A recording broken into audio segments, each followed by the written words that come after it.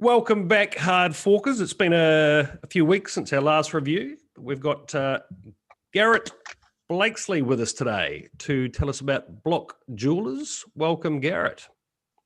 Hey, thanks for having me. How are y'all tonight? Or today, should I say? This morning is great. This morning, this evening. Yeah, four different time zones here. So, Garrett, maybe we can kick it off with sort of a high-level overview of Block Duelers. So, yeah, take it away, sir.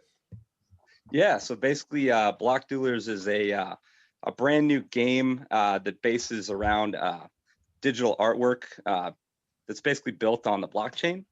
So basically, these tokenized digital assets are called NFTs, non-fungible tokens for those who know and don't know. So basically, this game uses NFTs from existing projects like Chonked Out Finance, Meme, Rug, and some other kind of weird NFT companies that have kind of been popping up here and there over the last year or so.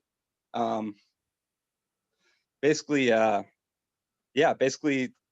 create this game to create utility for these NFTs that would normally kind of just, sit there hanging out on a piece of, on a wall or something, something like that, and kind of just looking pretty, right? So we've basically tailored to create utility for these NFTs and basically based stats that are evolving, kind of like an RPG game or maybe Pokemon or something like that. And these evolving stats basically stick on the smart contract on the blockchain and basically provide this cool little dueling game where we've basically just tried to create utility for these other, NFTs that normally wouldn't be doing much. So that's kind of where we're at. And go ahead. Yeah, do you want to bring your website up for us, Garrett, and we'll have a run through your timeline. Yeah, totally. Let's do that really quick.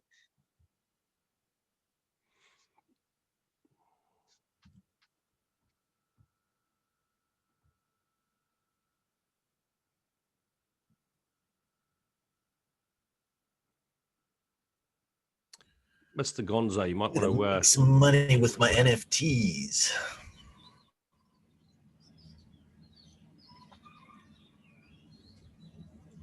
Oh, you're on mobile, Garrett? Yeah, me too. Yeah, I'm on the mobile. So,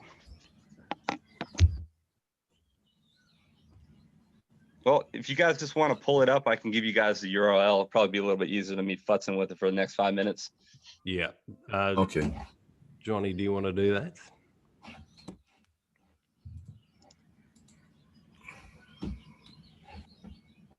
I think you might have to come out of that screen share, Garrett.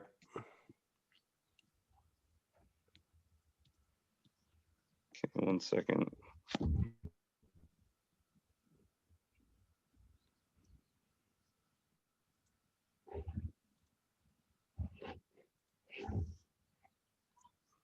All right.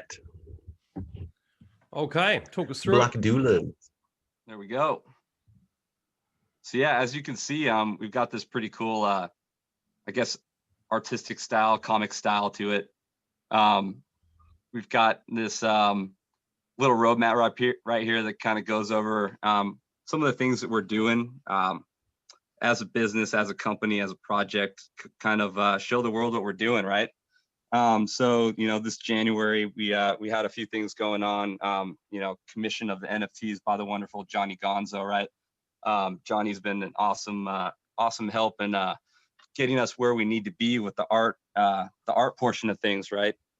It's been amazing working with him so far, and it's been just really interesting seeing the evolution and progression of kind of this art form, right? Freestyle hand into like this digital art using like a digital art pad, and I had really no idea how all this was done. And anyways, so back to the site, we've got this a really cool comic style, like I was saying, and it's just really neat. Our graphic designer Benjamin, he's part of a full stack development team that we hired from Upwork. We got really lucky.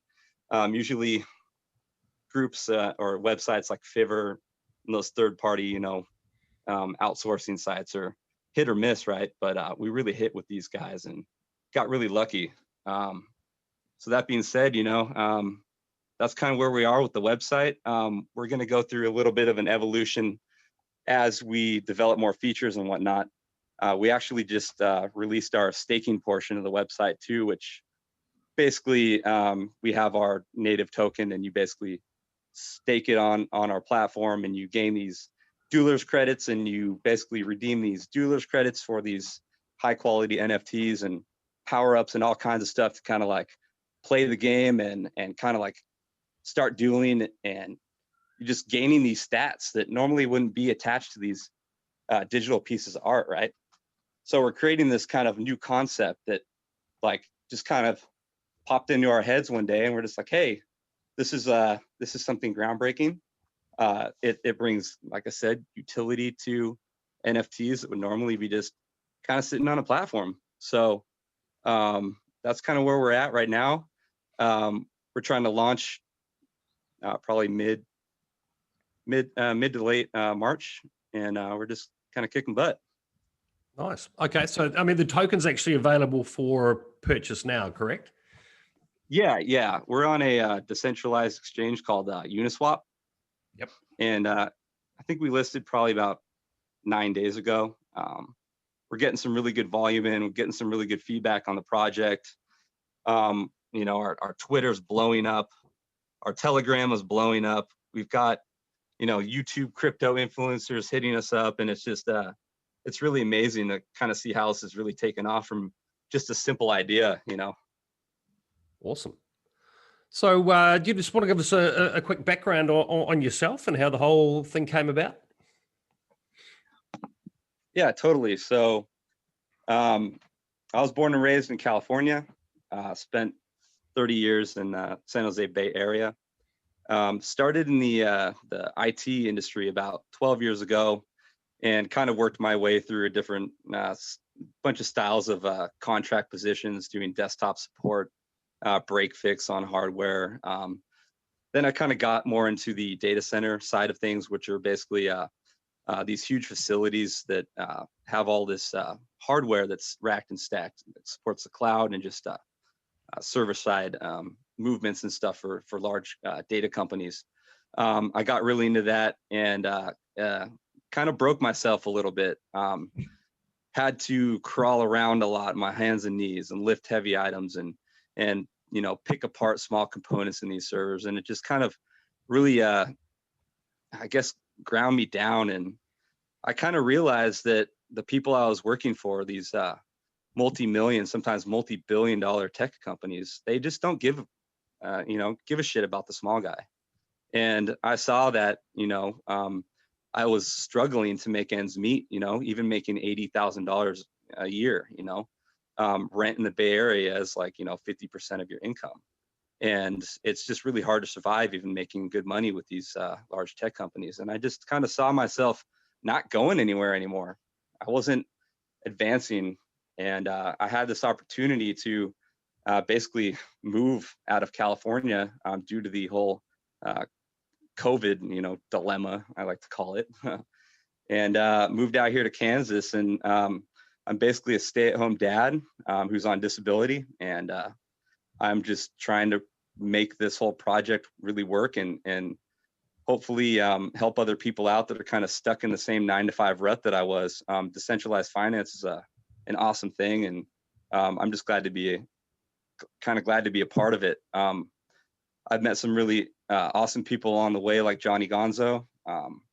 He's been, like I said, a huge part of this project so far. Without him, I'd be using some other low quality artist, and we don't want to we don't want to cheap shot people. There's a lot of bad actors out in the crypto industry, and we just don't want to be another bad actor. So we're building this platform to basically show people that there are good people out there, and we're very transparent. Our whole team is doxxed, which is very rare, I guess, in the DeFi space and crypto. And we just believe that we're real people, and we got to show that we're real people. And that's kind of my background and kind of where I've been and where I'm at now. And it's just amazing to kind of be experiencing what I'm experiencing right now. Sure. So tell us a bit more about who should go and check this out. Who's it designed for? Yeah. So man, this platform is designed for tons of people. Anywhere from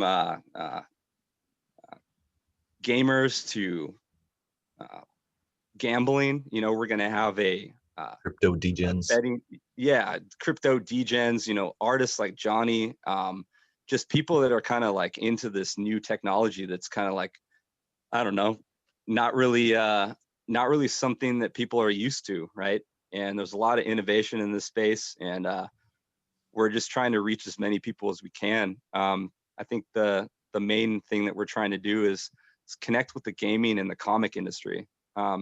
That's kind of why we've styled a lot of our website and our first series of NFTs that Johnny's doing for us, kind of in this superhero themed, crypto related, style. And I have a few images that I could show you guys too, Sure. or Johnny could just throw them up if he wants to. Yeah. But it's just some really cool stuff. And there's so many different groups of people to reach, and I think we're kind of seeing that on every day, that there's more and more groups that we're finding that we need to reach out to. So Sure, Mr. What I found Gonzo, interesting- share away. What's that? You gonna bring up a screen share? Sure. But what I was going to say is, what was really interesting is that when I started talking to Garrett, it's a very uncrypto-like attitude in that they built something first, right? They secured all the funding for the MVP before doing a coin launch, right? Your standard crypto project is like, oh, I got an idea. And then you pitch it to a bunch of degens and you launch a coin. And then maybe after a couple months, something gets built, right? So they actually raised some funds before, just through private investors, and got the MVP funded. And then after that, then they raised some money for the launch. So they just launched, what was it, a week ago, Garrett? A week and a half? yeah. I think we launched staking mid last week. Or And then we actually we Uniswap. listed our token last Monday. So I believe it was the 18th of January. 10 days. Yeah, and we listed it was 18th of January, probably around noon. And we had a little bit of an issue with liquidity at first. We saw a huge dump, bottom down to around $6-7, and then started really going up. We were surprised to kind of see Jumping around. You've been up at $100. Yeah, well, yeah, it's been up to 100, but it's made small moves here and there over the last week. But I'm amazed, from going from a small little idea to this. It's like you watch these other coins explode, right? And you're like, man, I wonder what the guy that created that project feels like watching that price go up, right? And like, I never thought that I'd be that guy, right? And it's just kind of it's kind of humbling in a way, you kind of realize how things work, and it's amazing, man, to say the least.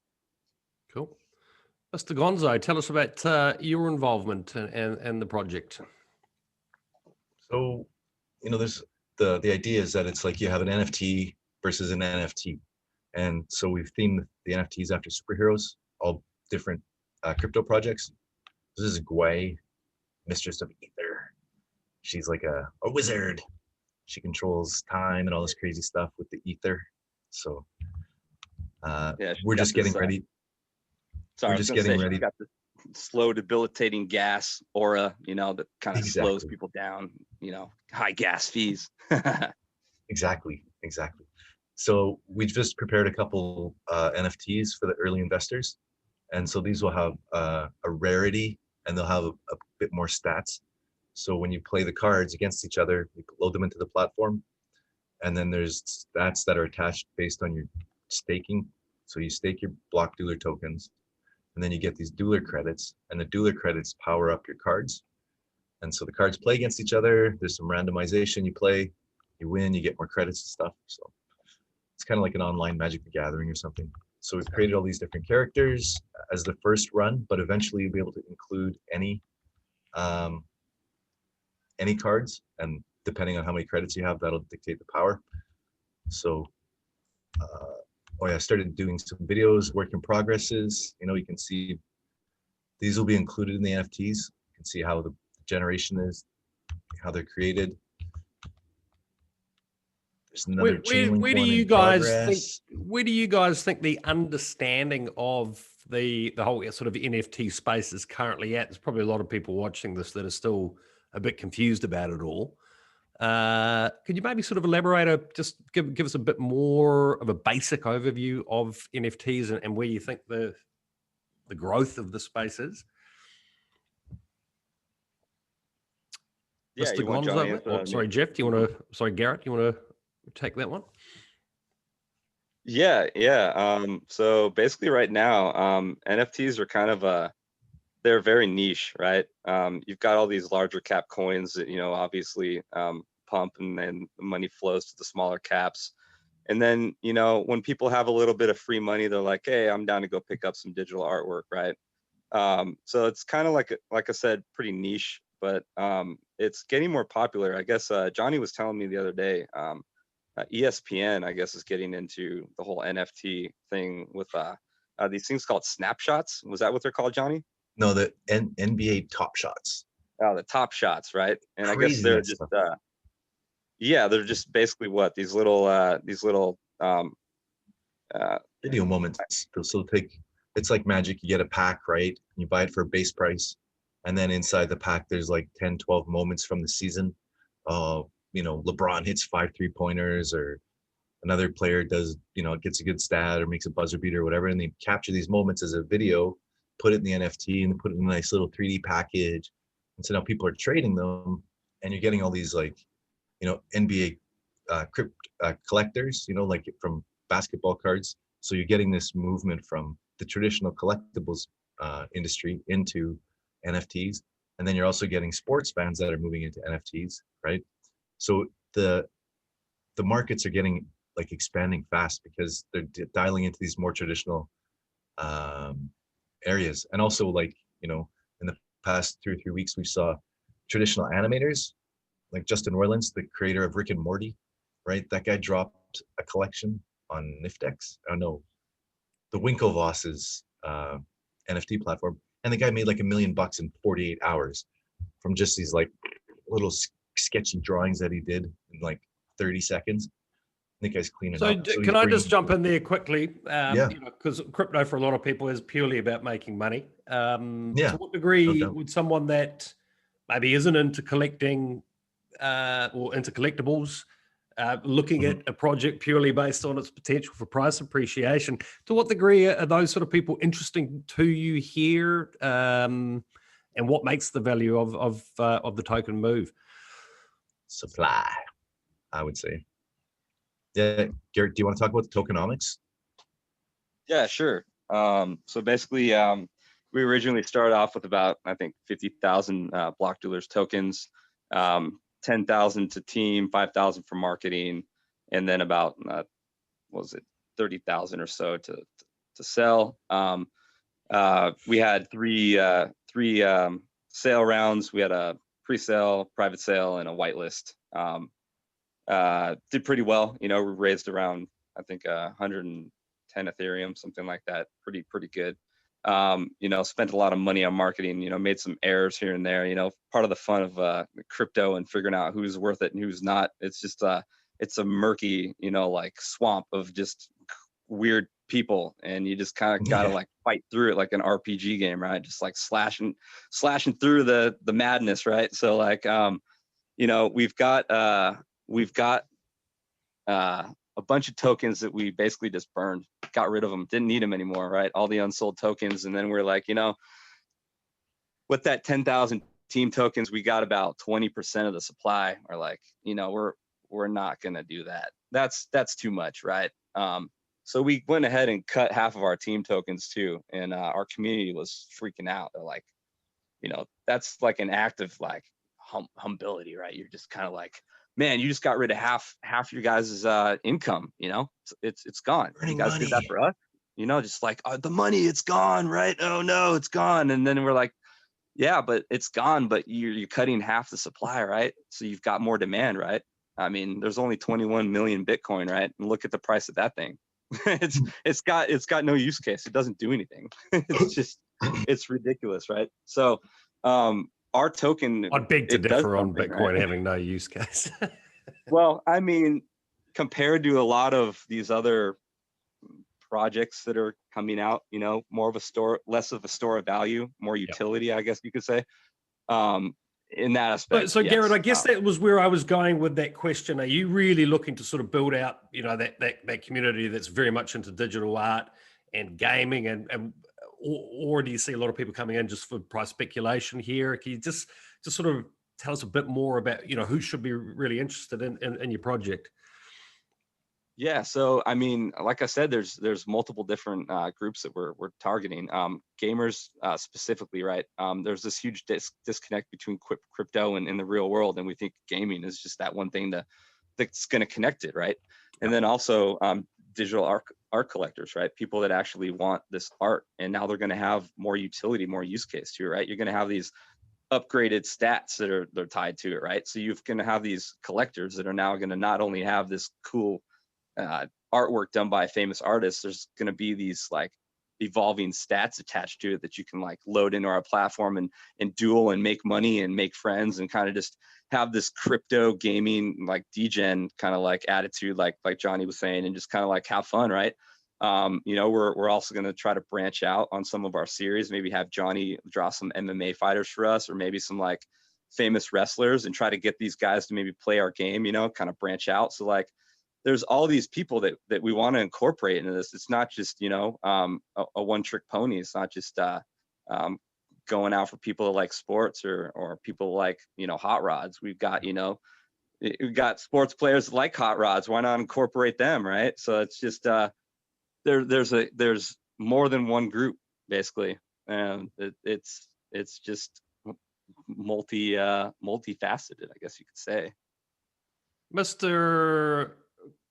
Kolovan with the heart hashtag there. Obviously some camera issues, but yeah, my camera is gone. Like it's okay. Get We all that know thing. how you look. Any that questions at brand this new? point, sir? yeah, well, sorry, I jumped in and out like multiple times. One thing that like I would like to understand a bit better, because obviously like on gaming, if I'm looking like the blockchain gaming space with Axie, Lost Relic, Nine Dragons, like you name it, there are so many at this point.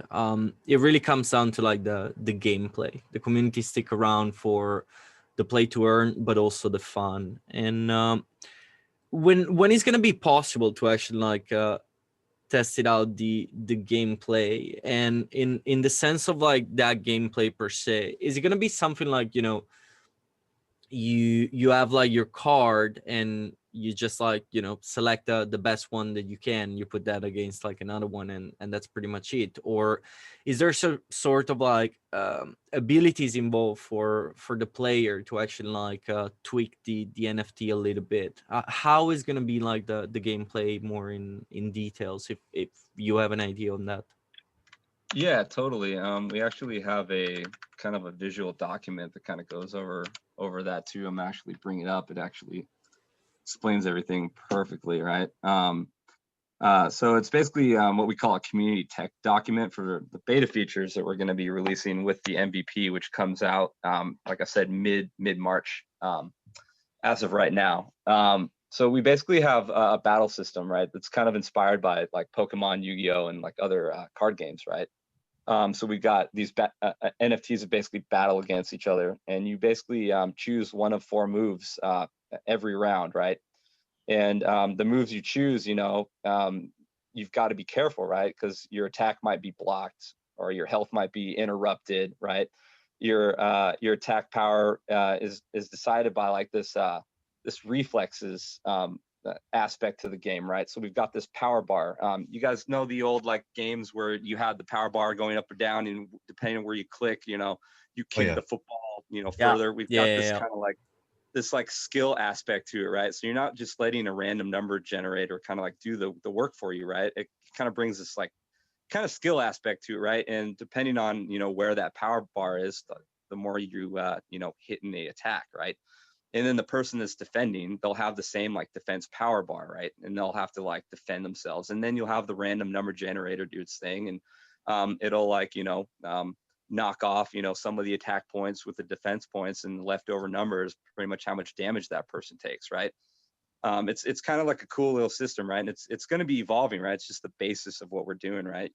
For any good, you know, project, you know, you don't just throw everything at once, right? You in the kitchen, right? When you're cooking, right? You don't just put all the ingredients at once. You got to see how it tastes, make sure that it tastes good before you add more salt or paprika or whatever you're doing, right? It's the same thing with development or project, or even doing artwork for that matter, right? You've got your basic steps you need to do to make sure that things are solid before you know, add that turbocharger to the sports car, right?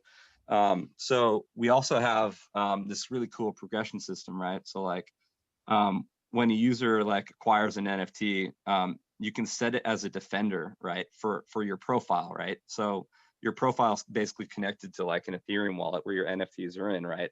Pretty like basic crypto stuff, right?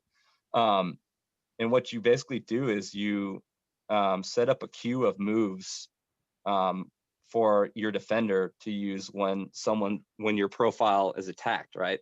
So you'll have active people playing the game, searching for people to duel that have set these defenses.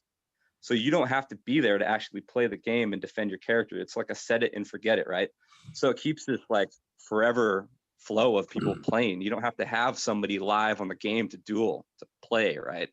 It keeps the momentum going and creates like this incentive for people to kind of like create more accounts and stake more BDT and get more Duelers credits to defend themselves. And then, you know, you kind of create this cool little system, right? And I guess at the end of a battle, you know, both NFTs get experience. I mean, like, who wants to play a game if you don't gain experience when you lose? I mean, in real life, you learn something, right? You make mistakes, you learn from it. Why not incorporate that into a game? If not, everyone's going to get bored.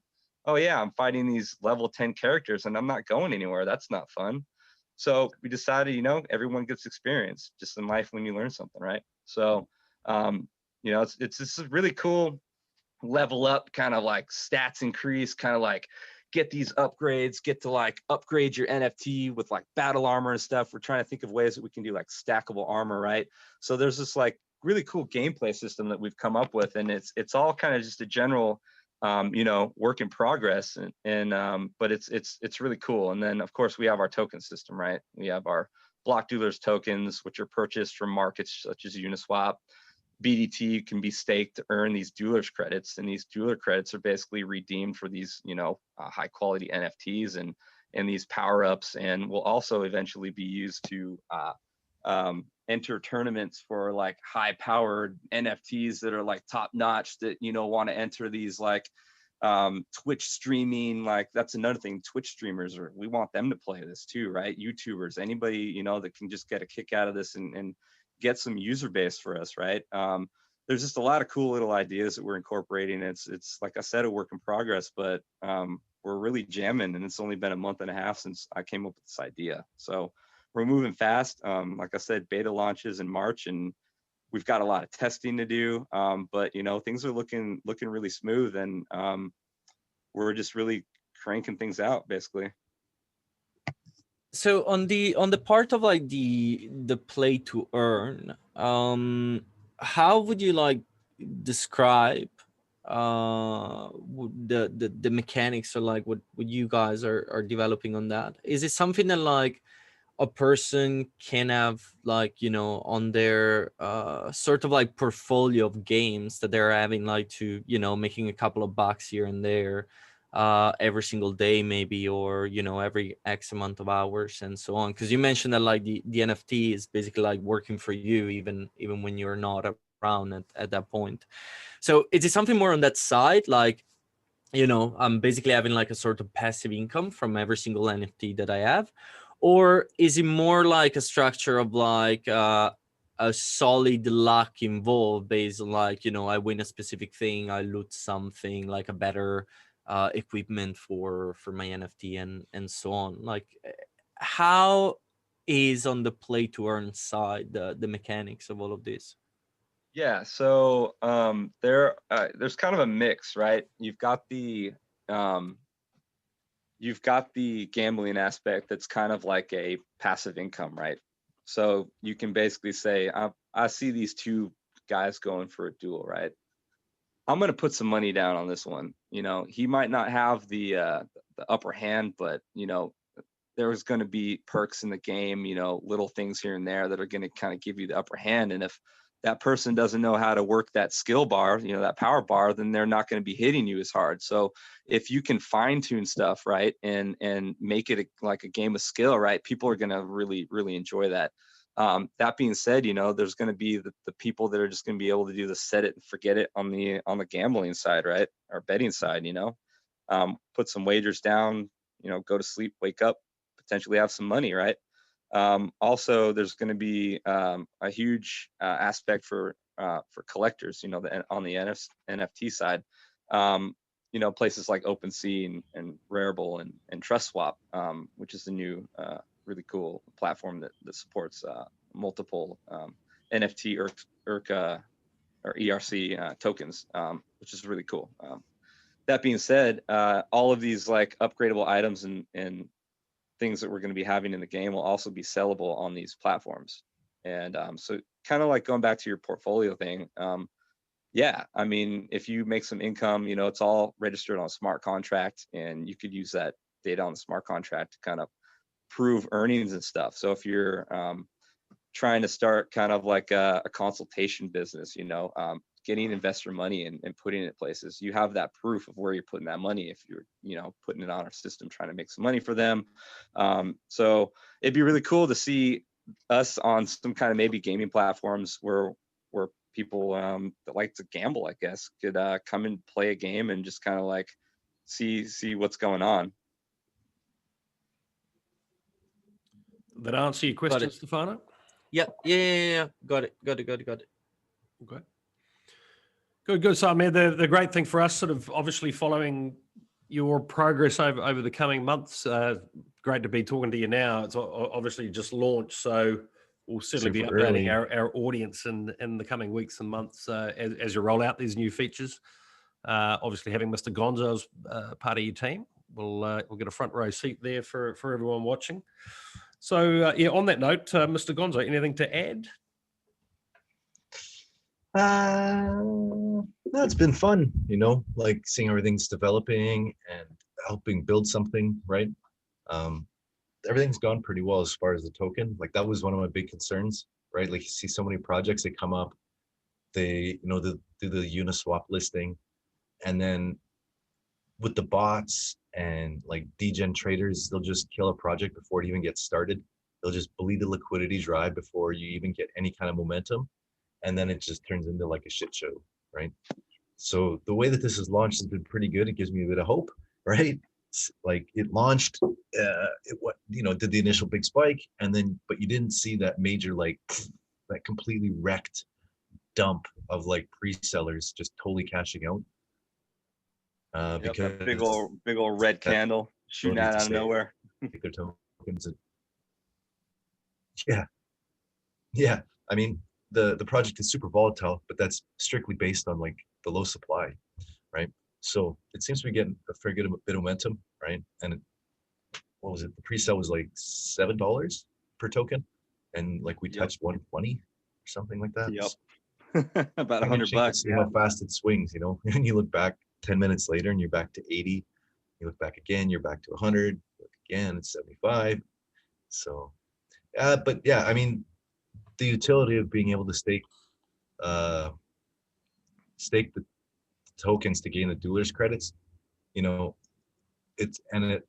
normally when you stake, you get more of the same token, right? And then you get people dumping those tokens, right?